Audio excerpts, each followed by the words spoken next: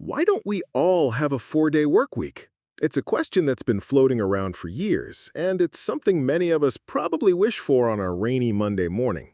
The idea seems simple enough. Work 4 days, get a 3-day weekend. What's not to love? But if it's so great, why hasn't it become the norm? For a lot of us, a 4-day work week sounds like a dream. Think about it. A full extra day to run errands, spend time with family, or, let's be honest, just sleep in. The potential benefits go beyond a longer weekend, too. Research has shown that shorter weeks can lead to a significant boost in employee morale and productivity.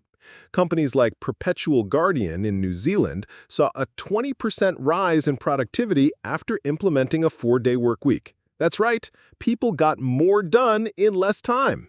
And the benefits don't stop there. Fewer commute days mean less traffic and pollution, and a better work-life balance could lead to a happier, healthier society overall. So what's the catch? For many companies, the biggest challenge is simple: logistics.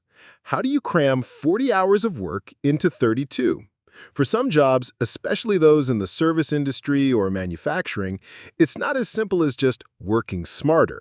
A restaurant can't just close on Fridays because its employees want a long weekend.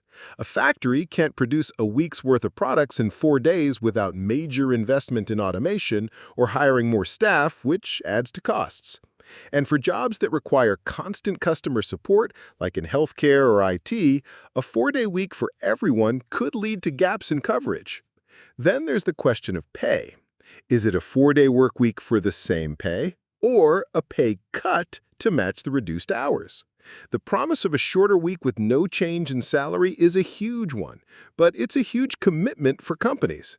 It requires a fundamental shift in how we measure work, moving from a focus on hours spent in the office to the actual output.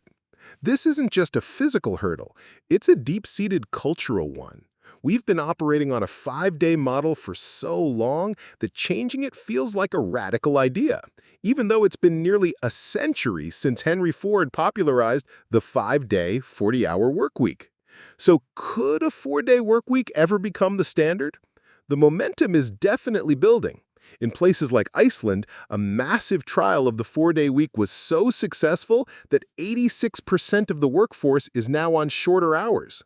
In the UK, hundreds of companies are participating in trials, with promising results.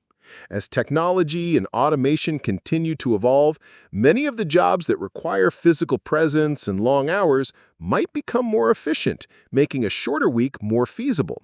The pandemic, too, forced us to rethink the traditional office model and prove that a lot of work can be done remotely and more flexibly.